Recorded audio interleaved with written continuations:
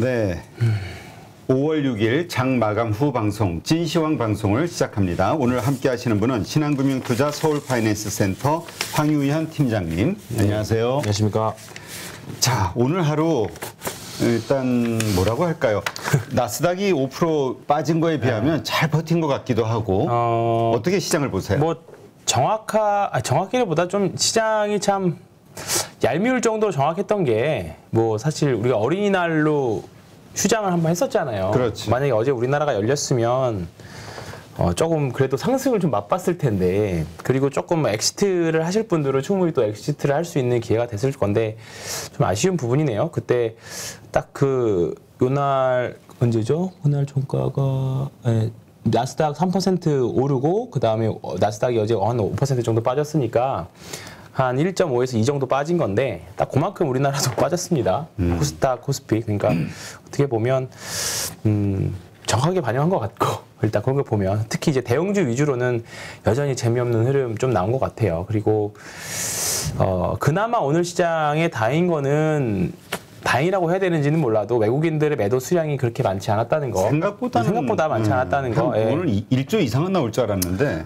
그러니까 한 4,800억 정도거든요. 4,800 정도 매도가 나왔고 기관은 한 3,000 정도 팔았는데 지금 보면 여기 위에 보시면 이게 1년까지밖에 조회가 안 돼서 작년 5월부터 이제 오늘까지의 매매 동향인데 28조 가깝게 팔았어요. 1년 동안 엄청나게 팔았죠. 엄청나게 파는 거니까 이제 그때 한번 기사 한번 공유하면서 외국인들의 우리나라 주식 투자 비중이 이제 서프라임 때 이제 가장 투자 심리가 최악일 때 수준까지 떨어졌다라고 말씀드렸는데 언제 살까에 대한 고민이 계속 있는 거죠. 이제 아시겠지만 외국인들이 사지 않는 이상 주식시장은 오르기가 좀 쉽지 않습니다. 한국 주식시장 아직까지는요. 그래서 언제 살까에 대한 고민들을 하는 건데 FOMC가 끝나고 살 걸로 기대를 했었죠. 사실 미국 시장도 그건 마찬가지였고, 그렇죠. 미국 시장도 마찬가지였고, 우리나라도 좀 그거에 대한 기대를 했었던 건데. 다행히 이제 나스닥 그저께는 75bp 인상을 안 할 거다. 그건 없다. 그래서 이제 좀 그 우려로 나스닥 기술주들이 폭등을 하긴 했었습니다만 어제 다시 또 결국은 하는 거 아니냐. 그러니까 다시 또 부각이 됐죠. 그러면서 이제 시장이 또 변동성 구간으로 계속 들어가긴 하는데 확실히 그 누구도 못 겪어본 경로입니다. 이거는. 그러니까 이제까지 없었던 일들이잖아요. 네, 이제까지 없었던 일이기 때문에 과거의 데이터가 이제 그래서 더 이상 의미 없다. 의미가 없다. 그렇죠. 그래서 올해 제가 키워드로 대응이라고 말씀을 드렸던 게 또는 대응일 수도 있고 또는 본인의 원칙일 수도 있습니다. 매매할 수 있는 원칙들, 그게 기술적 분석이든 기본적 분석이든지 간에 본인의 원칙이 일단은 잘 정립이 되어 있다라는 전제 조건은 좀 있어야 되긴 하겠지만 원칙을 지키시거나 아니면 아직 이 원칙이 정립이 안 돼 있다라고 생각하시는 분들은 아직까지는 보수적인 투자 하시는 게 좋을 것 같아요. 저도 뭐 지난주에 이번 주에 주식 안 사면 언제 사냐라고 말씀드렸었지만 그리고 나서 이제 나스닥 반등하는 거 보고 역시 맞았네. 이래 다행이다. 잘 맞췄네. 이랬는데. 그 정도까지는 아닙니다.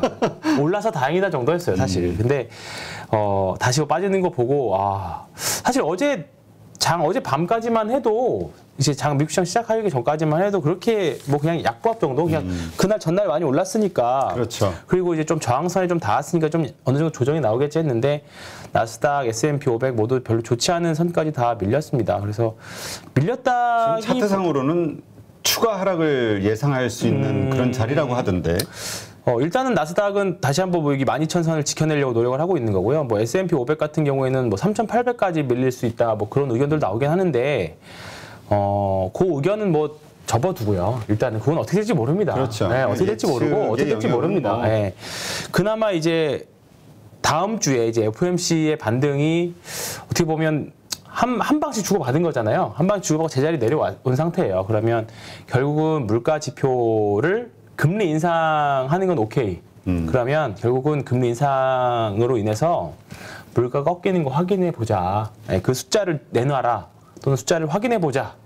라고 형식을 갖는 것 같아요. 그래서 다음 주에 있을 CPI 지수 참 수요일인데 11일 날. 네, 우리나라 기준으로 11일 날 나오고요. 미국에서 10일이니까 이제 그거를 확인해 보자까지 갈 것 같아요. 아니면 더 늘어지면 금리 인상 경로가 지금 불확실성해진 거잖아요.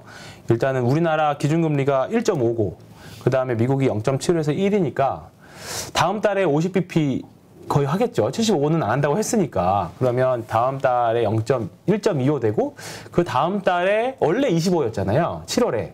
7월에 25인데 이거를 사실 다음 달에 75 올릴 거를 50으로 올리고 그 뒤에 또 50 올리는 거니까 그냥 결국은 인상하는 거 아니냐. 그렇게 좀 해석을 확실히 시장이 안 좋을 때는 나쁜 거는 정말 안 좋게 해석을 계속 하는 것 같아요. 그래서 결국은 하는 건데 이렇게 되면 당연히 우리나라가 만약에 이번 달 24일에 있을 금통위에서 금리 안 올리면 이제 역전되잖아요. 그렇죠. 네, 역전되면 또 원화 가치라던가 또 국부 유출이보다는 외국인들이 계속 더 팔 수밖에 없는 유출이 이제 자본 유출이 좀 되겠죠. 그러면 결국 우리나라도 이번 달에 금리 인상 뭐 한 두세 차례 정도 이제 금리 인상하는 걸로 전망되긴 하던데요.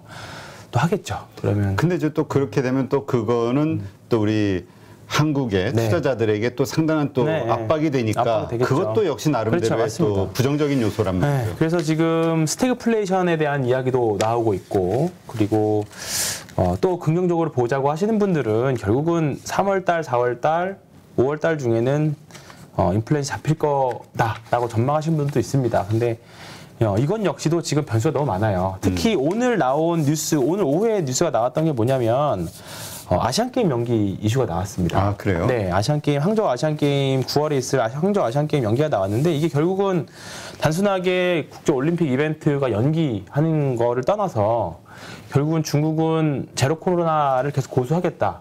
그러면 물류라든가 여러 가지 계속 인플레이션의 원인 중에 하나로 지목됐었던 중국 봉쇄가 일단 연말까지 연말에 있을 공산당 대회까지는 계속 유지하겠다. 그 정책 고수를 밝힌 거죠. 그렇다 보니까 오늘 중국 주식시장도 리오프닝 관련 주식들도 같이 밀렸었던 모양들이고 오늘 한국의 최근에 화장품 주식들이 조금 안 좋은 모양새를 보였던 것도 우리가 한국에서 이제 거리두기 해제하면서 좀 단기 모멘텀을 오르긴 했습니다만 결국 화장품 주식들은 중국인 관광객들이라든가 중국의 소비가 좀 일어나줘야 되는데 그런 부분들이 여전히 또다시 물음표가 붙은 거죠. 그래서 그렇죠. 좀 어려워진 구간 계속 가고 있다. 근데 이거는 예상을 못합니다. 정말 예상 못하는 영역이고요. 그렇죠. 이건 왜냐면 시진핑 주석이 또 어느 날 갑자기 마음을 그렇죠. 확 바꾸고 네, 또는 뭐 상황이 좋아져서 호전이 될 수도 있는 거니까 그거는 예상 못하는 구간이고 잘 모르겠으면 이 영역에서는 뭐 그냥 안 하시는 것도 좋은 것 같고 요즘 주식시장의 특징을 보면 저 장 마감하고 상승률 상위 종목 특징 섹터들을 보는데 대부분 다 천억 언저리 종목들이에요. 소형주. 네, 진짜 소형주도 극소형주들 있죠. 극소형주들 있는데 이제 그런 종목들이 시장 상승을 하다 보니까 뭐 사실 재미는 없는 시장이 계속 되고 있죠. 예. 뭐 이제 이번 주 이제 실적 시즌들 마무리하고 있기는 합니다만 뭐 좋은 종목들은 나왔다가도 뭐 좀 빠지고 뭐 어떤 거는 좋아서 빠지고 어떤 거는 나빠서 빠지고 어떤 거는 좋아서 오르고 어떤 거는 이미 다 선반영해서 오르고 선반영해서 빠지고 뭐 그렇다 보니까 시장이 사실 갈피를 잡기가 쉽지 않아요. 그래서 여기 오면서도 되게 엄청 많은 생각을 했습니다. 과연 내가 도움이 될까? 그런 뭔가 의문. 왜냐면 계속 예상했던 일들이 다 자꾸 어그러지니까. 그러니까 뭐 제가 자신감을 잃는 거지. 그렇죠. 뭐 근데 뭐 예상이 의미가 없는 게 당장 내일 다음 주에 어떻게 바뀔지 모르는데 뭐 제가 뭐 감히 조언을 하면서 참고만 하시라고 말씀드리지만 그거조차도 계속 의심을 하셔야 된다라고 생각합니다. 그냥 이렇게 생각하는 사람도 있구나. 그 정도로 받아들이시고. 그러니까 그만큼 우리가 지금 예상할 수 없는 아주 변동성이 심한 상황이 그렇죠. 있다. 대신에 그것만큼 확실해요. 저는 뭐 이제 5월 폭락론 뭐 이런 얘기까지 하시는 분도 있거든요. 근데 주식을 포기하기에는 너무 늦었거나 너무 늦었다라고 생각하고요. 그리고 두 번째는 기회는 충분히 있다라고 봅니다. 지금 보면 결국은 인플레이션에 가장 좋은 자산은 그 원자재거든요. 네. 원자재니까 우리가 예를 들어서 유가에 직접 투자를 안 하시는 분들이라고 하면 지금 오늘 S-오일 같은 경우에는 신고가가 났어요. 오히려 S-오일이나 그다음에 GS 같은 경우에는 유가 관련 주식들은 지금 신고가를 내고 있어요. 그러니까 어쩔 수 없이 그러니까 제가 계속 신고가에 대한 이야기를 말씀을 왜 드리냐면 신고가를 가는 종목들은 시장이 어떻든지 간에 시장에서 그 당시 금융 환경이나 시장에서 수혜를 받는 업종들이 신고가를 냅니다. 그러니까 지금 보면 최근에 비료라던가 오늘 하창봉 대표님이 아니라 김민수 대표님이었나요? 남해화 계속 말씀하시던데, 그러니까 뭐 그쪽이죠. 뭐 그 농기계 관련, 농업 관련, 그다음에 원자재 관련 이런 쪽인 거죠. 근데 얘네들이 언제 꺾일지는 모르지만 결국에는 시장에서는 인플레가 시장의 올해 화두야. 그리고 시장에서 이쪽이 그나마 돈이 되고 자산을 지킬 수 있는 섹터야라고 하면 그 결과를 보여주는 게 신고가 섹터들이거든요. 그래서 뭐 몇몇 종목들은 신고가 가다가 부러지기도 하고 그렇긴 합니다만 결국은 시장에 참여해서 매매를 하고 일정 부분 시장에 좀 그래도 오늘 시장 선방했네 라는 섹터들을 하려면 매매는 안 하시더라도 신고가 섹터들을 계속 관심 갖게 보고 맨날 눌림목 매매는 하면 더 눌러질 수 있는 여지가 충분히 있어요. 그러니까 네이버 카카오도 오늘 진짜 속상한 게 카카오가 이 정도까지 빠질까라고 생각을 했었어요. 사실 빠질까 더 빠질까 생각을 했었어요. 그러니까 오르진 않더라도 한 9만 원 언저리에서 그냥 횡보하면서 물량 소화 정도는 해주겠지라고 했는데 오늘 시장 대형 섹터 중에서 큰 폭으로 나왔던 게 카카오거든요. 그러니까. 카카오 진짜 많이 빠졌죠. 그러니까 이게 눌림목 또는 저점이라고 판단해서 그걸 잡는 것 또한도 어렵습니다. 그것 또한도. 네. 그러니까 그냥 우리 기술적 분석으로는 과거에 이 정도면 이런 게 네. 다음이 예상이 네. 됐는데 그걸 확 깨버리니까. 그렇죠. 네. 그러니까 지금 제가 신고가 매매가 대단하다고 말씀드린 게 아니라 저점 매수도 어려운 방법이에요. 그러니까 결국은 주식은 안전한 주식이 없습니다. 주식 자체가 다 그러니까 제가 말씀을 많이 듣는 게 안전한 주식 좀 찾아주세요거든요. 근데 안전한 주식은 없습니다. 네. 주식 자체가 위험 자산이기 때문에 그리고 떨어지는 주식들은 또 어디가 바닥인지 모르고요. 그렇죠. 네, 그렇기 때문에 어차피 같은 위험을 부담하는 매매라면 저는 저점 지지 매매보다는 그냥 신고가에 있는 영역들에서 매매를 하는 게 그러니까 이제 그 전제는 이제 트레이딩 거죠. 관점이 그렇죠. 있으니까 네. 네. 그렇게 이제 이해를 해야 되겠죠. 그렇습니다. 안타깝네요. 시장 어렵네요. 네. 근데 그 지금 미국에서 또 어저께 시장 분위기를 투자자들의 심리를 불안하게 했던 게 이제 중국 기업들 뭐 80개 뭐 퇴출을 한다 뭐 이런 얘기가 있었잖아요. 이게 이제 오늘 또 항생지수 폭락의 또 이유이기도 하고. 그러니까 이런 악재가 우크라이나 전쟁도 지금 9일 날인가? 전면전으로 갈 거냐 끝날 거냐에 대한 그 얘기도 있죠. 핵 이야기가 나오니까.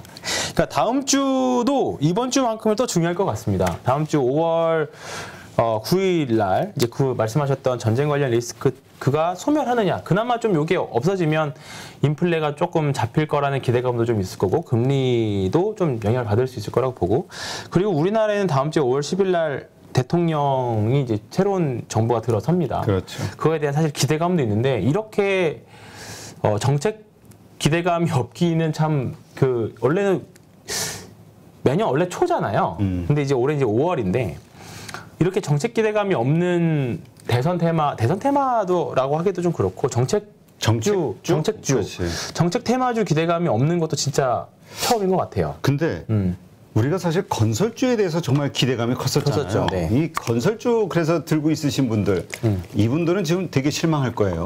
뭐 대형 건설사 중에서 지금 다 마찬가지인데 저는 건설주들은 좀 엉덩이 싸움을 해도 되는 종목이라고 봅니다. 지금 일단은 주식 투자를 할 때 통상 이제 엉덩이 싸움이냐 손가락 싸움이냐 그 얘기를 많이 드리는데 이제 엉덩이 싸움 말 그대로 이제 좋은 주식 사서 엉덩이를 깔고 앉고 올라갈 때까지 기다리는 좋은 주식이 될 때까지 기다리는 방법이고 손가락 주식은 이제 트레이딩의 관점인데 지금은 엉덩이 주식을 할 만한 주식이 있고 또 트레이딩을 할 만한 주식이 있고 그런데 건설주들은 정말로 이제 한번 가지고 길게 가져가 봐도 되지 않을까. 지금 제가 보고 있는 게 건설, 조선 하나가 또 우주항공. 네, 이 정도는 충분히 가져가도 되는 섹터가 아닐까 싶습니다. 우주항공은 요즘 괜찮았어요. 네. 근데 조선도 좀 대로 잘 버티는 것 잘 같고. 버티고 있죠. 네. 네. 건설도 마찬가지입니다. 지금 제가 개인적으로 제일 좋아하는 종목이 두 가지인데 하나는 GS 건설하고요. 네. GS 건설은 뭐 그냥 다시 뭐 박스권 하단 정도 온 정도입니다. 예, 보시면 뭐 대량 거래량도 있고 그 다음에 하나 삼성 엔지니어링 오늘은 시장 대비 셌던 게 삼성 엔지니어링은 시장 대비 좋은 모습을 보여줬었거든요. 그래서 뭐 최근에 리포트 찾아보면 이제 수주에 대한 기대감들, 이제 언제 한 2분기 정도에는 또 나올 게 있다. 뭐 그런 리포트 뉘앙스가 있습니다. 그리고 제가 항상 이 패턴 보여드리면 나온 신고가, 그러니까 신고가 영역에서 거래가 계속 줄고 있는 모습. 이런 모습들은 패턴으로 상으로도 굉장히 좋은 모습이다. 그래서 굉장히 좀 좋은 섹터 내에 있는 거고요. 지금 정부 얘기하다가 이제 건설주 이야기를 하시길래 뭐 이해했지만 이번 주에 나왔던 리포트 중에 좀 약간 상반된 리포트가 있어서 하나 말씀을 드리려고 해요. 아, 이런 게 난 좋더라고. 왜냐면은 양쪽의 시각을 읽을 수 있으니까 부정적인 것과 긍정적인 거. 2025 5월 3일 날 나왔던 리포트입니다. 이거는 IBK 투자증권에서 나왔던 리포트인데요. 보시면 아시겠지만 코스피 반등 예상한다. 이거 FOMC 전에 나왔던 리포트예요. 그래서 큰 그림으로 대형주와 패시브 비중 확대가 필요하다. 최근에 보면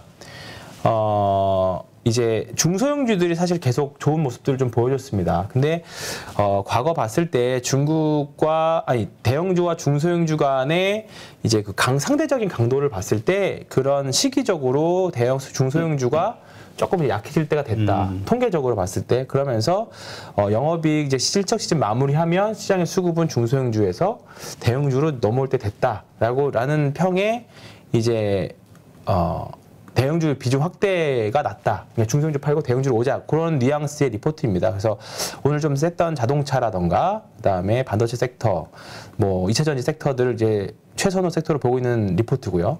또 하나는 저희 회사에서 나왔던 건데 이것도 5월 3일인가에 나왔을 겁니다. 보시면 이것도 5월 3일 날 화요일 날 나왔던 리포트인데요. 여기는 아까 말씀드렸던 정부 정책과 관련된 리포트예요. 그러니까 대부분의 사실 정부 정책이 우리가 흔히 테마주라고 불릴 수도 있을 정도의 사실 작은 종목들이 많이 있죠. 그리고 과거에 보면 정부 정책주들 또는 새로운 정부나 새로운 정책이 도입됐을 때 그 수혜를 받았던 종목들이 정말 대시세를 넘어서 정말 울트라 시세까지 냈던 종목들이 굉장히 많이 있거든요. 그렇죠. 근데 이번 정부에서 나오는 정책들이 원전, 그다음에 재생에너지, 이거 다 아시는 것들이잖아요. 그다음에 방산, 우주항공, 바이오, UAM, 자율주행차, 탄소 중립, 스마트 농업, 뭐 문화 콘텐츠 이 정도인데 그래서 제가 요 관련해서 말씀드렸던 게 원전은 솔직히 저는 아직 사실 물음표이기는 한데 재생에너지 쪽에서 풍력 관련해서 말씀드렸었고, 그 다음에 방산 우주항공은 실적도 되지만 이제 수출도 같이 경험하는 sek터. 그래서 말씀드렸었고, 그다음에 바이오는 지금 종목에 따라서는 굉장히 좋은 종목들도 있거든요. 그래서 종목별로 접근인데 SK 바이오팜이나 JW 중해제약 같은 종목들은 새로운 리포트들을 쭉 보시면 굉장히 긍정적인 내용도 많이 있습니다. 실적도 성장하는 섹터들 많이 있고, 그다음에 뭐 자율주행차 이건 뭐 계속 말씀드렸고, 탄소중립은 뭐 재생에너지와 연동되는 거고, 또 탄소중립하면 조선주도 우리가 또 크게는 또 볼 수 있는 부분들이라서 이런 섹터들이에요. 그러니까 이 전체 이번에 정부에서 중점적으로 추진하고 있는 분야들이 우리나라에서 단순하게 테마주가 아니라 하나의 그 산업으로 볼 수 있는 종목들도 굉장히 중소형주뿐만 아니라 대형주도 포함되는 종목들이 많이 있거든요. 그래서 이런 여기 관련된 주식은 정부에서 계속 돈을 투자를 하겠다, 지원을 해주겠다라는 거니까 큰 시세가 또는 시장 대비 강한 모습들을 보여줄 수 있는 종목들은 이쪽 섹터에 나오지 않을까. 여전히 저는 그래서 재생에너지 쪽이나 그리고 이제 조선이나 자율주행차 이런 쪽을 계속 보고 있고, 오늘 수소법 관련해가지고 통과를 했습니다. 기대감으로. 그래서 오늘 두산퓨얼셀, S퓨얼셀 같은 종목이 그나마 시가총액 큰 종목 중에서는 정말 안 좋았는데. 네. 다량 거래도 나오고, 오늘 두산퓨얼셀 같은 경우는 12% 정도, 장중에 15% 정도 올랐었거든요. 두산퓨얼셀 가지고 계신 분은 4만 원이 거의 뭐 통곡의 벽 수준인데 오늘 조금 4만 원을 두들기다가 내려왔습니다만 어쨌든 바닥에서 대량 거래가 나왔습니다. 그래서 조금 이제 긍정적인 모습을 봐도 되지 않을까 싶은 종목들, 뭐 이제 수소, 재생에너지, 그다음에 태양광, 뭐 이런 쪽은 뭐 OCI에 대해서는 뭐 남자 주식이라는 표현도 쓰시는 분도 있고 하는데, 일단은 OCI 관련, 이제 태양광 관련 쪽도 긍정적으로 보시면 좀 좋을 것 같습니다. 네. 아까 항저우에서 9월에 열리려던 아시안 게임 뭐 연기 결정했다 얘기했는데, 중국에서 나온 또 속보 나온 거 보니까 6월 말 중국 청도에서 열릴 예정인 하계 유니버시아드도 1년 연기됐다. 네. 중국 항저우 아시안 게임은 일단 무기한 연기고, 그거는 무기야. 네. 이거는 1년. 그렇죠. 그러니까 어쨌건 우리 중국 봉쇄 좀 금방 네. 좀 좋아지지 않겠냐 그쵸. 이 기대감이 이제 물 건너간 거고 네. 네. 시장은 이해하니까 이제 불안하고 이게 또 네. 주가에 영향을 미치고 그게 조금 더 영향을 미쳤던 것 같아요. 그러니까 이번 전쟁도 사실 많은 애널리스트 분들이 전쟁 나기는 힘들다라고 했지만 이게 정치적인 이념이 정치적인 판단이 들어가면 사실 정치적인 판단은 뒷전이 되는 거거든요. 근데 지금 중국도 마찬가지라고 봅니다. 중국도 제로 코로나 정책으로 가는 이유가 다 정치적인 목적이 있기 때문에 그런 부분들에 대해서 자본주의적인 관점으로 접근하려고 시장 경제의 관점으로 접근하기에는 좀 어려운 거죠. 그래서 사실 지난주에 상해 약간 봉쇄를 좀 풀렸다. 조금 확진자 수 좀 줄었다라는 그 이사 나오면서 좀 좋은 모습 보이긴 했습니다만 쉽지 않죠. 우리도 겪었었잖아요. 그렇죠. 네, 확진자 수 증가라던가 이런 부분들은 일정 부분 결국은 피크아웃을 치는 뭔가 급증하는 거를 보여야 줄어드는데 지금 중국은 뭐 세부적인 내용들은 잘 모르겠습니다. 어떻게 통제를 하고 있는지는 모르겠습니다만 어쨌든 시장의 계속 변동성을 유발할 수 있는 요인으로 계속 가져갈 수밖에 없다. 그렇게 되면 결국은 주식을 좀 중장기를 끌고 가기에는 불편한 환경이 당분간 계속 형성될 수밖에 없을 것 같아요. 그러면 뭐 사실 뭐 트레이딩 관점으로 시장을 보면서 단기 대응할 수도 있겠으나 네. 이런 장에서는 차라리 쉬는 게 나은 거 아닌가? 그렇죠. 뭐 이런 생각도 네, 들어요. 오히려 쉬는 게 낫다라는 생각이 좀 드는데 그럴 수는 없잖아요. 그러니까 일단은 전제 조건은 지금 일단은 멘탈적으로나 체력적으로나 굉장히 힘드실 거라고 봅니다. 그렇죠. 그래서 그냥 쉬셔도 된다라고 봐요. 네, 쉬셔도 된다라고 보는데 대신에 조금 적극적으로 하실 거면 분명히 기회는 또 있거든요. 네, 오늘 뭐 몇몇 종목들도 튀는 거 보면 그게 아쉬우신 분들은 나는 억울해서 잠을 못 자겠다. 분명히 나도 급등주나 또는 시장 대비 선방할 수 있는 종목들을 찾아서 한번 이 기회에 내 실력을 내공을 한번 업그레이드 시켜보시겠다 하는 분들은 일단은 조금의 소액이라도 해야 돼요. 관찰을 하고서는 그러니까 본격적인 투자라기보다 네, 소액으로 그쵸. 시장의 감을 좀 네, 모의 투자나 눈으로만 하는 투자는 이게 내공 향상에 크게 도움이 되지 않습니다.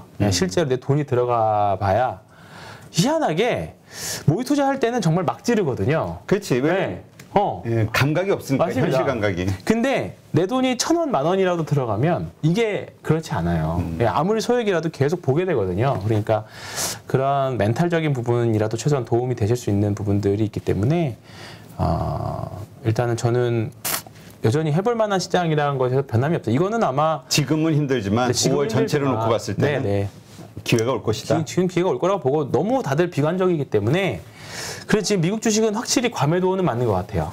또 근데 베어마켓 랠리라는 표현이 있던 것처럼 한번 쫙 밀리면 또 반등하고 대신에 반등 줄 때 이제 거기에 속으면 안 되죠. 다시 한번 가자 이런 게 아니라 철저하게 리스크 관리를 해야 되는 구간이고 이제 미국 주식이든 한국 주식이든 무조건 주식을 사면 좋은 주식 사면 올라간다에 대한 이제 믿음도 어느 정도 사라져 있다고 봅니다. 뭐 미국 주식 보면 한국 주식보다 더 처참한 것들이 많죠. 삼성전자는 오히려 지금 선방하고 있습니다. 어디 장기적으로 넷플릭스나 엔비디아나 뭐 이런 다른 미국의 기술주들 대비하면 선방하고 있는 구간들이기 때문에 그리고 좀 약간 세게 지금 유럽도 그렇고 한국도 그렇고 아시아 증시는 상대적으로 강하게 좀 버티고 있거든요. 그렇죠. 네.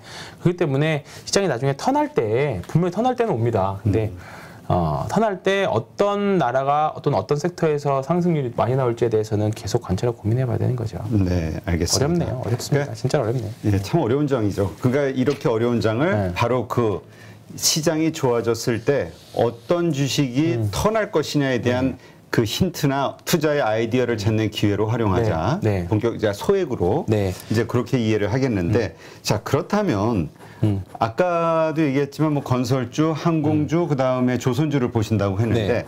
이 세 가지 섹터에서 그게 좀 나올 것이다 이렇게 예상하시는 건가요? 네. 그렇고 무조건 지금 원칙은 무조건 분할 매수입니다. 분할 매수. 무조건 분할 매수고요. 매도할 때는 한 번에 다 팔아도 상관없다고 생각해요. 네, 그 대신에 매수는 무조건 철저하게 분할로 그냥 체결되면 체결되고 올라가면 그것만 가지고 매매하는 정도. 그냥 철저하게 분할 매수하는 게 좋을 것 같고 설사 올라간다고 하더라도 다시 내려와서 매수할 수 있는 기회가 또 올 거기 때문에 일정 부분만 사고 올라간다고 하더라도 그렇게 부담되지 그냥 너무 아쉬울 필요도 없다. 분할 매수라고 하면은 내가 가지고 있는 현금의 한 몇 프로 정도를 일단 시작부터 그러니까 몇 개로 나눠서 해보는 게 적정하다고 봐요. 이거는 완전 다 개인 성향이긴 하거든요. 네. 근데 저는 딱 이제 분봉이라던가 이제 여러 가지들을 보면서 기본적으로 4분할 매수 정도까지는 해요. 근데 여기서 더 밀려버리면 사실 4분할 매수가 다 투입됐다는 거는 종목이 굉장히 많이 밀렸다는 거잖아요. 그렇죠. 그러면 큰 의미가 같은 종목에 대해서 네 번에 나눠서. 네, 그러면 사실 종목이 4분할 할 때까지 밀렸다는 거는 시장에 뭔가 외부 충격이 왔다던가 종목에 뭔가 문제가 발생했을 확률이 높아요. 그러니까 저도 이번에 사실 1분기, 2분기에 좀 실패했던 게 너무 성급했던 경향들이 굉장히 좀 많았어요. 개인적으로도. 그래서 분할 매수했으면 충분히 심적으로 편했을 만한 종목들도 많았고 충분히 본절할 종목도 익절하고 나왔을 건데 그러지 못했다는 게 또 이번 저 개인적으로도 한번 또 뼈에 새기는 시기가 돼가지고 그런데요.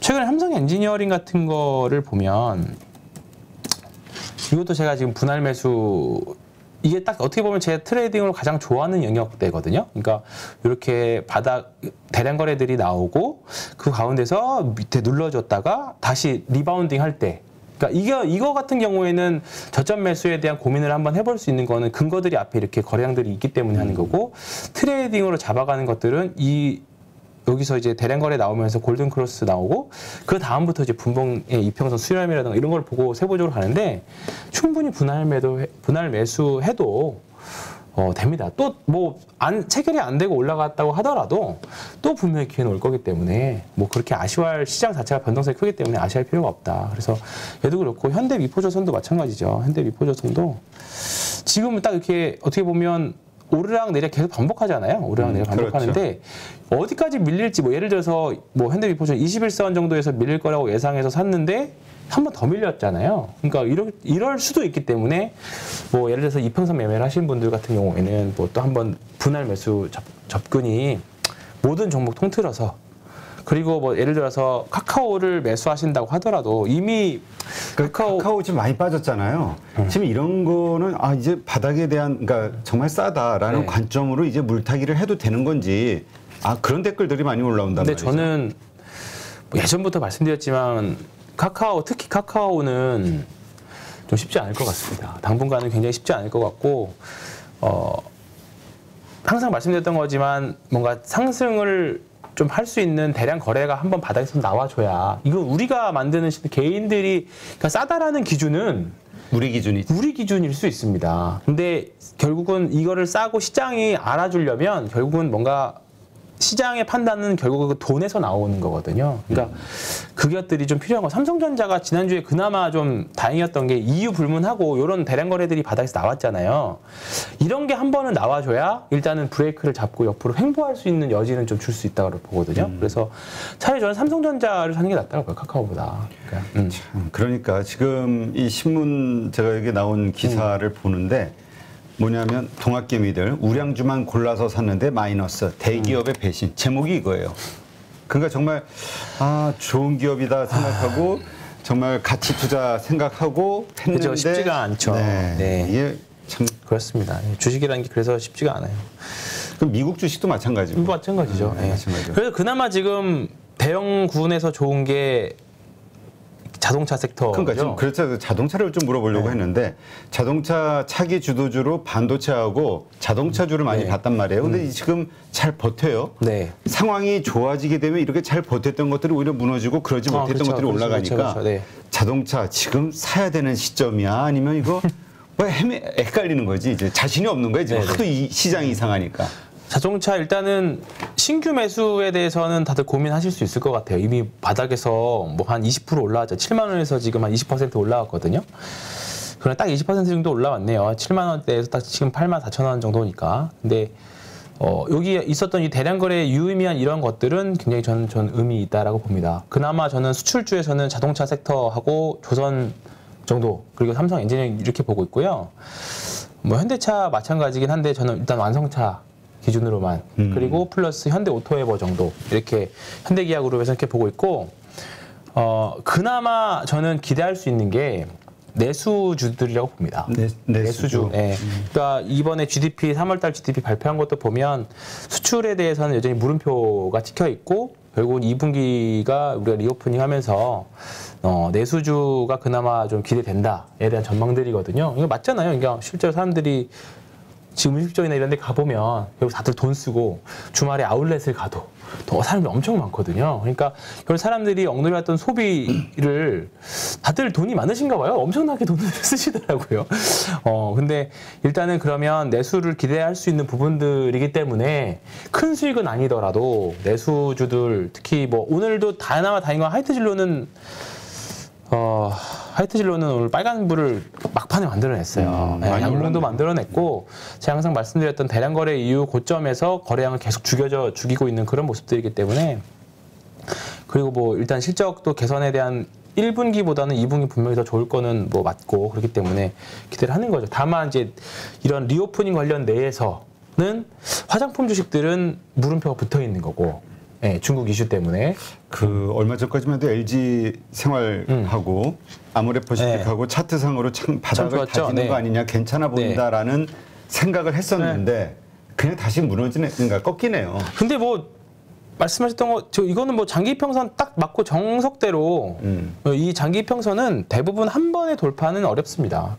한 번 아무리 좋더라도 일시적으로 한 번 넘어갈 수는 있지만 결국 맞고 다시 내려왔고 그나마 다행인 거는 주가가 하락할 때 거래량도 없고 그냥 수렴하고 있는 모습이잖아요. 그러니까 여기서 나중에 이평선들이 모였을 때 이거를 딱 뭔가 이제 매물벽과 매수 세력이 맞았을 때 매도 세력이 압도를 해버리면 한 단계 레벨 다운에 대한 가능성 충분히 있죠. 근데 이제 일단은 최근에 보면 이제 커버리지를 개시한 증권사들도 좀 나타나고 있고 하반기부터는 개선에 대한 기대감도 여전히 있습니다. 근데 이거는 당연히 변수는 여전히 있어요.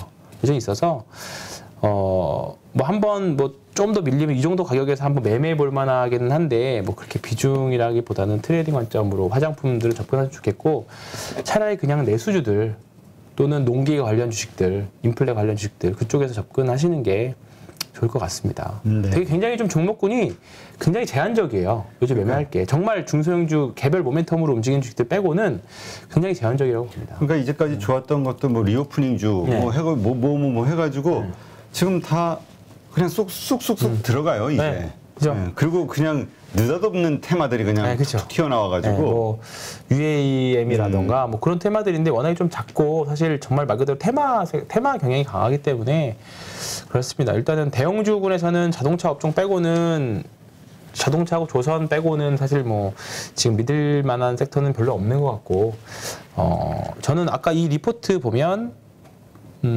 이게 보면 아까 그 IBK 리포트하고 신한 리포트하고 서로 상반되는 지점이 어디예요? 거죠. 다시 한번 좀. IBK는 이제 대형주의 비중을 확대하자. 대형주가 좀 올라갈 것이다. 네. 그리고 신한금융투자는 저희 회사는 이게 저희 회사라서 갖고 온 게 아니라 약간 기조가 이건 중소형주가 좋다 이런 개념은 아닙니다. 약간 근데 대신에 새 정부 성장산업 전략을 보면 중소형주 위주가 많다 보니까 중소형주를 접근해 보자 그런 내용 뉘앙스이기 때문에 말씀드렸는데 이거는 무조건 계속 반대되는 내용은 아닙니다. 대신에 이걸 보면 새로운 정부가 이런 내용들의 정책을 추진을 하니까 이쪽 섹터 내에서 골라보자라는 거거든요. 그러니까 충분히 한번 또 이렇게 말씀드렸던 스마트 홈 이런 관련 주식들은 또 최근에 또 부스부스 올라갔다 내려갔다 하거든요. 그러니까 트레이딩 관점으로 정말 투자 아이디어를 얻으시려면 뭐 여기 특별하게 그렇다고 종목이 써 있거나 그러진 않습니다. 그러니까 이쪽 섹터 내에 대신에 검색을 해보시면 다 나오는 종목들이니까. 근데 이런 종목들을 뭐 엉덩이 투자할 수 있는 종목들은 아니고, 그러니까 뭐 한번 테마주 트레이딩 관점에서 해보시려면 보셔도 좋겠다. 그런 관점에서 가지고 나온 리포트입니다. 근데 저는 일단은 대외 환경이 6월달 또는 7월달까지도 지금 물음표에 대해서 지금 보는 거잖아요. 그러니까 대형주는 여전히 저는 뭔가 자신 있게 대형주를 뭔가 주식시장의 자금이 대형주를 막 사서 이제 저점이다 이런 분위기가 형성이 되려면 우리가 거쳐야 할 변수들이 굉장히 많은 것 같아요. 그래서 그때까지는 중소형주에 단에서 접근하시는 그래도 낫지 않겠느냐. 사실 이번 환경이 이제 다시 전환이 되면은 네. 대형주 중심으로 좀 가지 않겠냐 이런 기대감들이 사실 네. 좀 네. 스물스물 여러 네. 곳에서 피어올랐단 네. 말이에요. 근데 어쨌건 현재 상황 자체가 바뀌질 않고 있으니 네.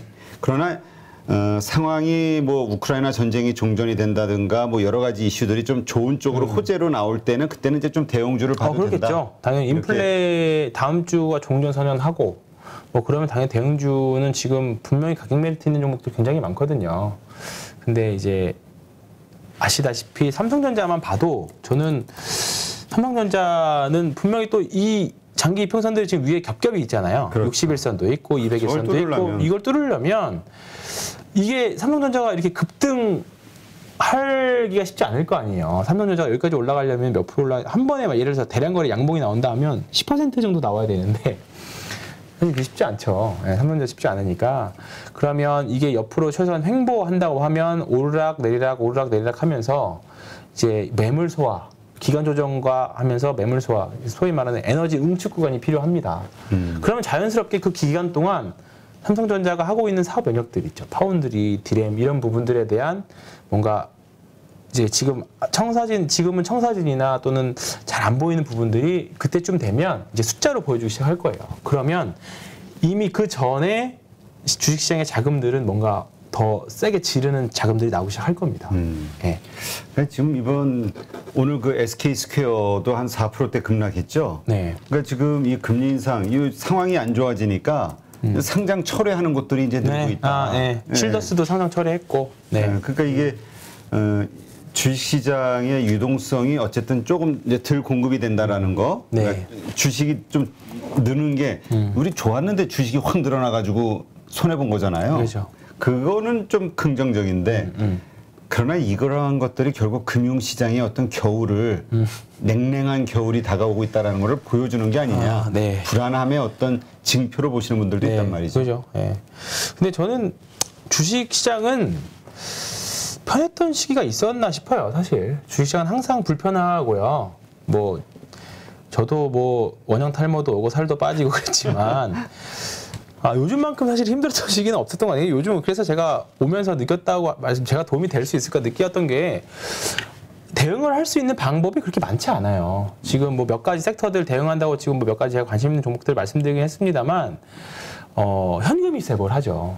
네, 그렇다고 기존에 있었던 거를 잘라내고 하기도 좀 그렇고 그리고 지금 막상 현금을 가지고 있으신 분들도 쉽사리 주식시장에 돈을 넣기보다는 관망하자의 자세가 훨씬 더 클 겁니다. 그렇죠. 네, 그러니까 결국은 심리적으로 해소가 돼야 되는데 그러려면 시간이 또 몇 달 남았고 네, 그러니까 기간 조정과 가격 조정을 조금 더 겪어야 되는 거죠. 그러려면 시간이 좀 필요하니까 지금 그런 상황이라고 봐서 당분간은 재미없는 시장, 재미없는 유튜브들이 될 것 같아요. 대표님한테는 죄송한 말씀이지만 뭐 주식시장 잠깐 떠나 있으셔도 된다 정도로 말씀드리고 싶은데 어차피 지금 갭이 돼 있다.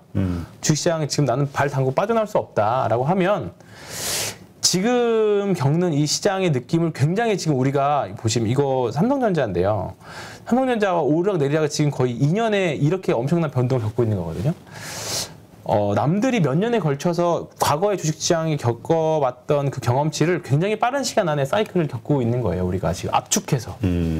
그렇기 때문에 지금 사이클의 상승과 하락을 겪고 있기 때문에 사실 이거 시장 사이클을 한 두세 번 정도 겪어야 자연스럽게 대응도 되고 뭐 주식시장 항상 이랬어. 이렇게 자연스럽게 약간 그 말도 하실 수 있거든요. 근데 특히 이제 작년에 주식 시작하셨던 분들이 굉장히 좀 어려운 구간이 있건데 뭐 이 기회를 반면교사 삼으시면 나중에 큰 도움이 되시려 요것만큼은 확신합니다. 네, 요것만큼은 정말 그러니까 이 시기를 어떻게 잘 보낼 것이냐. 그렇죠. 소액으로 결국은 연습을 한번 해보자. 네, 그렇죠. 네. 또는 최소한 리포트라도 읽으시고 지금의 연준의 경로들, 연준이 어떻게 작년 테이퍼링에 대한 경고부터 시작해서 QT까지 쭉 이어지는 이 경로를 지금 1년 동안 굉장히 짧은 시간 안에서 겪고 있는 거거든요. 근데 이때 2016년부터 18년 이때는 진짜 오랜 기간 동안이었어요. 2015년 요때 금리 인상 한번 했었거든요. 요때 금리 첫 하고 이번에 두 번째 인상이 요때 있었습니다.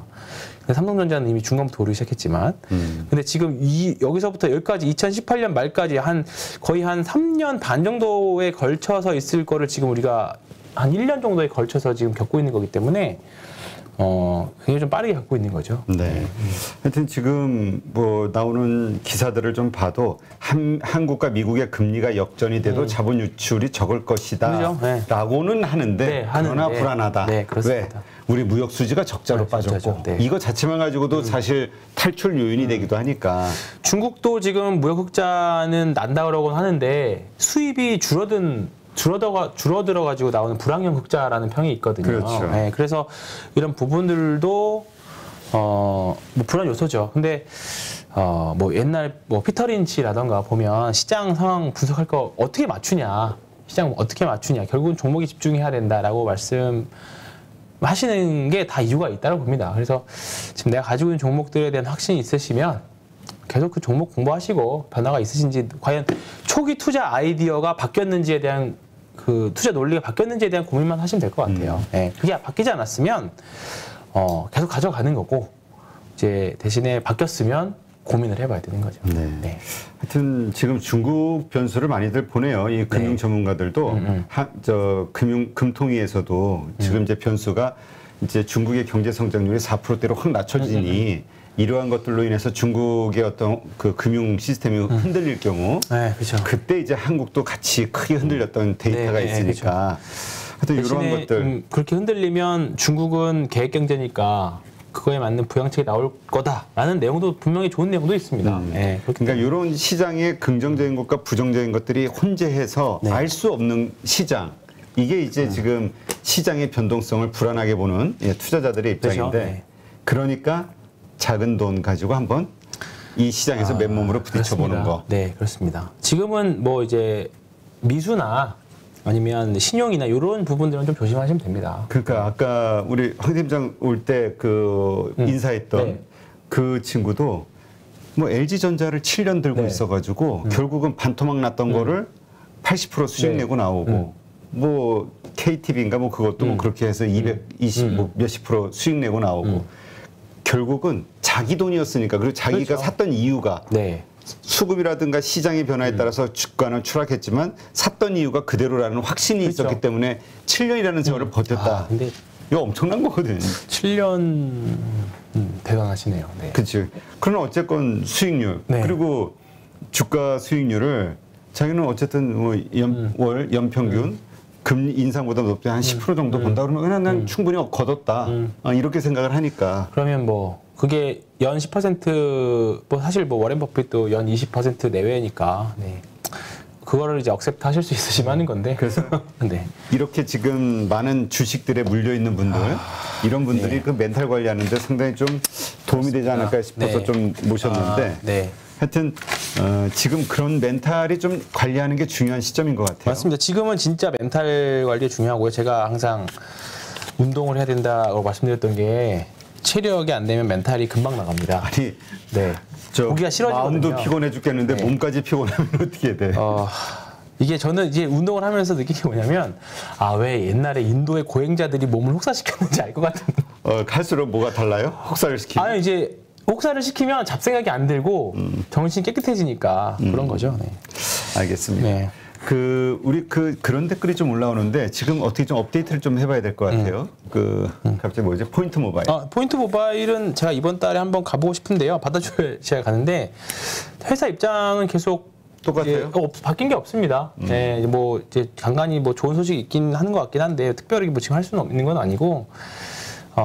회사는 뭐 7월 달에 거래 재개를 위해서 노력한다라고 하는데, 일단은 그거는 가봐야 알 것 같고, 그러니까 거래 정지하고 3분기 만에, 한 분기 만에 재개됐던 케이스가 많이 없거든요. 제 기억으로는 없는 걸로 알고 있는데, 일단 사실 뭐 상장한 지 1년 반 만에 거래 정지된 케이스도 없는 케이스였습니다. 그래서 그렇죠. 일단은 최선의 노력을 해주신다고 하니까, 그 부분은 제가 조금 더 팩트 체크하고 또는 회사 다녀와서 그때 한번 또 말씀드리는 네, 걸로 알겠습니다. 하겠습니다. 한번 회사 방문하시고 네. 나서 한번 네. 업데이트 부탁하고요. 네. 네, 하여튼 오늘 시장도 참 어려웠습니다. 이렇게 어려울 때 우리 뭐 멘탈 관리 이야기했는데 사실 가장 불안한 게 이게 과연 내가 입은 손실이 복구될 수 있을까에 대한 네. 불안감. 그죠. 이게 두려움이 사실 있죠. 사람을 죽이는 네. 거잖아요. 이런 불안감이 가득한 분들에게 우리가 어떻게 이 시기를 뭐라 그럴까 잘 보내실 수 있도록 예, 뭔가 조언을 드린다면. 저도 힘들어 죽겠는데 조언을 하기가 굉장히 벌써부터 힘 빠져가지고 제가 도움이 될까요? 이럴 수 있으니. 저한테 하소연하시는 분도 많고 요즘에 일단 주식이 떨어지면 결과론적으로 저 같은 사람들 또는 증권사 직원들이 타겟이 될 수밖에 없어요. 저도 알고 있고. 그치. 뭐 그건 아셨으면 좋겠어요. 저의 입장은 무조건 주식을 사자라고 하는 입장일 수밖에 없습니다. 구조적으로. 네, 구조적으로 그럴 수 있고. 그러다만 저는 이제 간혹 뭐 개인적으로 매도 신호 나오는 종목들 있으면 이제 매도하자라고 좀 강하게 말씀드리는 가끔 있기는 한데 뭐 주식쟁이가 주식 사자고 하지 또는 이제 그래서 그나마 좀 완곡하게 말씀드리는 게 트레이딩이라는 표현을 하는 거고. 근데 확실한 건 지금 되게 주식시장이 영원히 박살난 것 같죠? 네. 분명히 좋은 날이 또 옵니다. 반대로. 네, 반대로 분명히 좋은 거 오고요. 그러니까 이번에 느낀 게 뭐냐면 우리가 2020년이 너무 안 좋았잖아요. 그렇죠. 2020 상반기에는. 근데 2020년, 2021년 2020년 하반기부터 21년 상반기까지는 굉장히 좋았다고요. 근데 너무 좋다 보니까 지금 또 반대로 너무 안 좋아지고 있는 거죠. 그러니까 지금 이제 안 좋아지는 시기가 오면 이걸 밸런스 맞추는 시기가 분명히 또 옵니다. 시장의 자금이라는 게 스마트머니들이 일단은 일정 부분 매수 신호, 우리가 그 신호를 판단할 수는 없지만, 일정 부분 시간이 지나거나 주식시장이 이제, 한국 시장이 이제 살 때가 됐다라는 신호가 분명히 올 겁니다. 분명히 또 시장은 계속 오르락내리락 반복을 하는 거고요.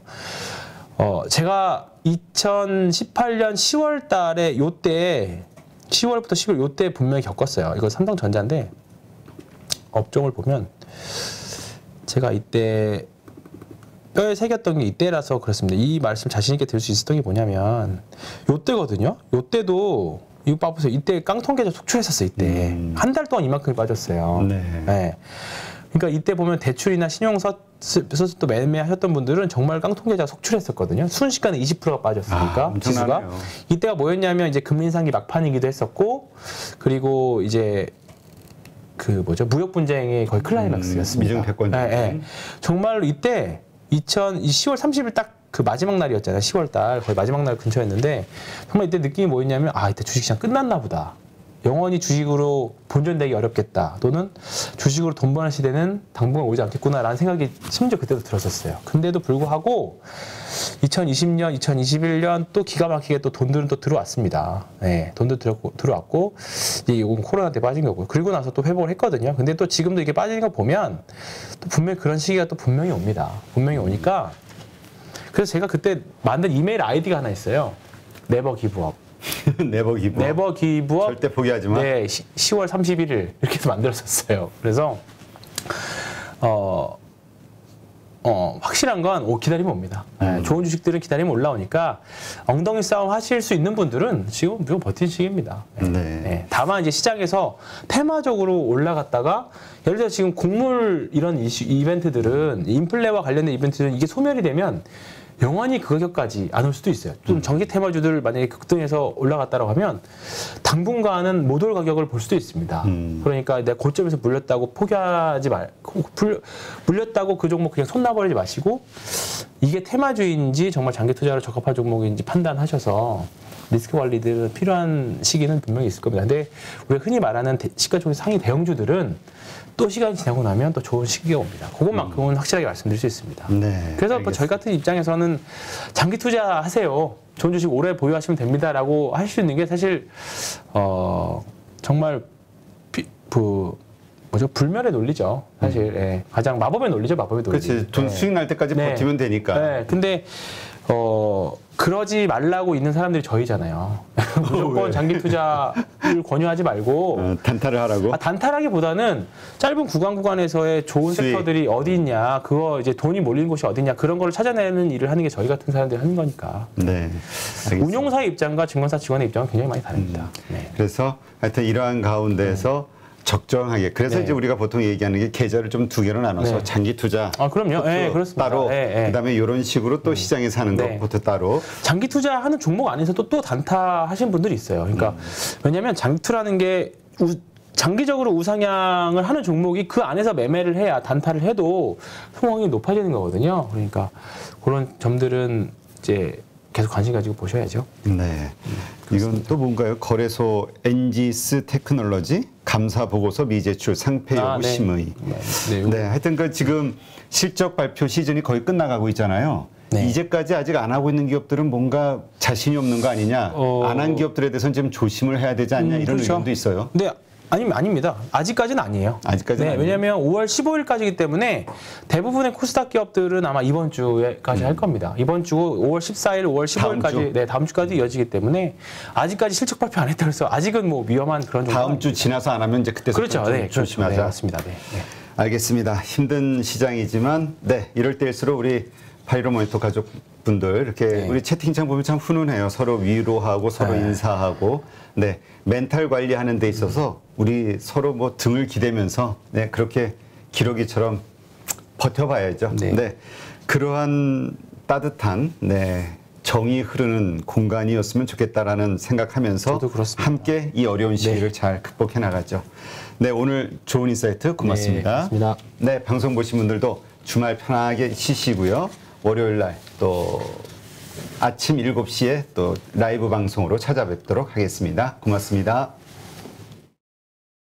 노후로 접어들면서는 결국 돈이 얼마만큼 있느냐가 중요한 게 아니라 내가 필요한 만큼의 돈이 없으면 그만큼 자유가 박탈돼요. 이게 목숨 같은 거잖아요. 그렇죠. 거기에 자기 일생을 모아온 돈인데 이제 그런 생각을 가지고 출발하려고 합니다.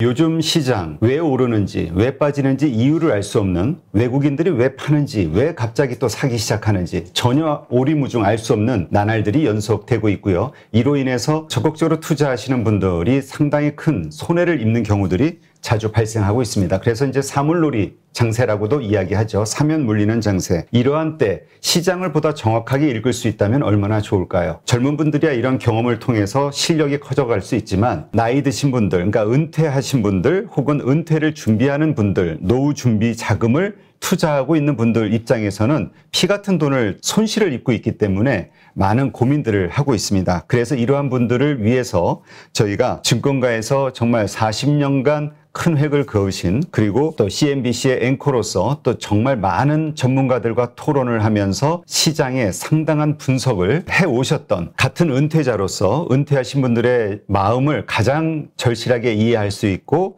또 그 돈이 얼마나 소중한지 잘 이해하시는 백만개미 채널을 운영하시는 한세구 당주님을 이번에 모셨습니다. 그리고 은퇴자들에게 가장 최적화된 교육 프로그램을 만들었는데요. 안녕하세요. 안녕하십니까? 네, 이 50대, 60대 혹은 뭐 은퇴를 준비하는 40대들도 그렇고요. 나이가 든 상태에서 자산을 날리게 되면 이걸 복구하기가 참 어렵고 심리적으로 초조해지죠. 그러면 그러다 보니까 자꾸 또 실수를 하게 되고. 그러니까 이제 저도 제가 은퇴하고 시니어가 돼 보니까 더 절실하게 이제 그걸 느끼겠어요. 저도 현역에 있을 때는 굉장히 공격적으로 뭘 하는 사람 중에 하나였는데 그럴 수밖에 없는 게 이제 젊다는 건 뭐냐면 나한테 기회가 또 한 번 있다 하는 거가 되는데 연령이 어느 정도 돼서 이제 그 시니어 대열에 들어가시는 분들은 사실은 목적이 좀 달라요. 젊은 사람의 경우는 뭔가 이거를 내가 기회를 삼아서 내 인생을 좀 바꿔지는 이런 이뻐 메이킹한 뭐 그런 걸 만들어 보자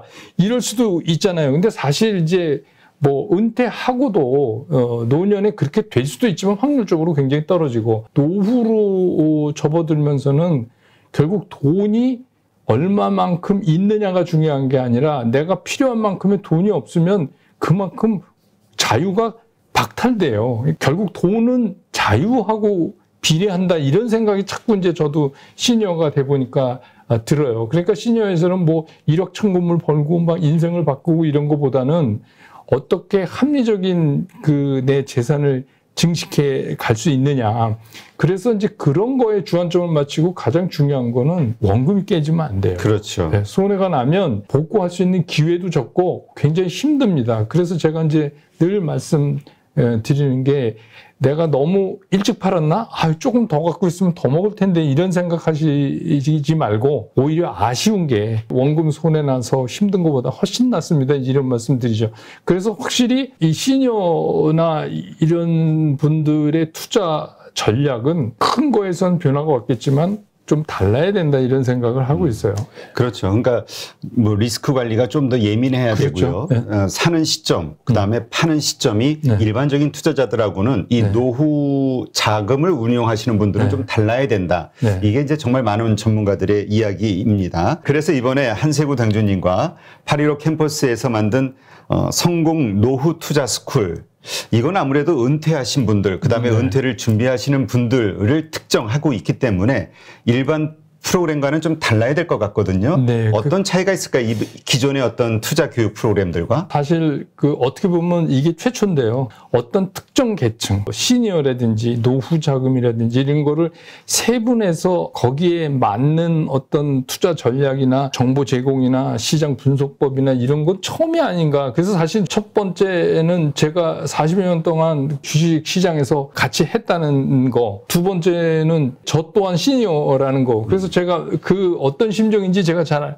아니까 그런 의미에서는 좀 낫지 않을까 이런 생각도 동시에 하고 뭐 그렇습니다. 그래서 결국 우리가 할 수 있는 행동은 그래서 살 거냐 팔 거냐 가만히 있을 거냐 이 세 가지 중에 하나로 귀결돼야 되는데 그래서 저는 이제 이런 모든 내용을 가능하면 좀 간단하게 간결하게 전해드리려고 원래도 제가 좀 그런 스타일이지만 그렇게 할 거고 그다음에 이제 또 한 가지는 어느 한쪽에 치우침이 없어야죠. 하여튼 이러한 것들이 결국 노후를 보내는데 절실하게 필요한 은퇴자금, 그다음에 노후 준비를 하시는 분들에게는 큰 노하우 혹은 실질적인 도움이 되지 않을까 저는 그렇게 기대가 됩니다. 앞으로 8.15 캠퍼스를 통해서 만나는 분들께 마지막으로 하시고 싶은 말씀 있으시면. 네, 특히 이제 이 제목 자체가 성공 노후 투자 스쿨이에요. 그러니까 이미 제목에도 나와 있지만 이거는 특히 이제 시니어 분들이 많이 관심을 좀 갖고 보셔야 되는데 그런 의미에서 저는 이렇게 생각을 합니다. 그러니까 주식 시장에 접근하는 그 자세부터가 노후 시니어들은 이걸로 대박 내려고 그러면 금방 쪽박으로 갑니다. 그러니까 남보다 더 벌겠다가 아니라 남만큼 나도 벌어야 되겠다. 이런 마음가짐으로 접근을 하시면 성공 노후 투자 스쿨과 함께 하시면 좀 시장에서 그래도 평균 이상은 하실 수 있지 않을까. 그러니까 노후 자금은 그게 중요하죠. 그리고 원금을 어떻게 하면 안 깨먹고 잘 보존하나. 이게 목숨 같은 거잖아요. 그렇죠. 거기에 자기 일생을 모아온 돈인데 이제 그런 생각을 가지고 출발하려고 합니다. 그래서 여러분들이 많은 성원해 주시면 더 열심히 하겠습니다. 네, 저희도 최초로 시도하는 건데 은퇴하시는 분들, 은퇴를 이미 하신 분들 그리고 은퇴를 준비하는 분들에게 가장 최적화된, 가장 필요한 그러한 교육 프로그램이라고 감히 말씀드릴 수 있는데 이런 분들에게는 정말 도움이 될 거라 저희도 기대를 합니다. 오늘 좋은 말씀 고맙습니다. 감사합니다.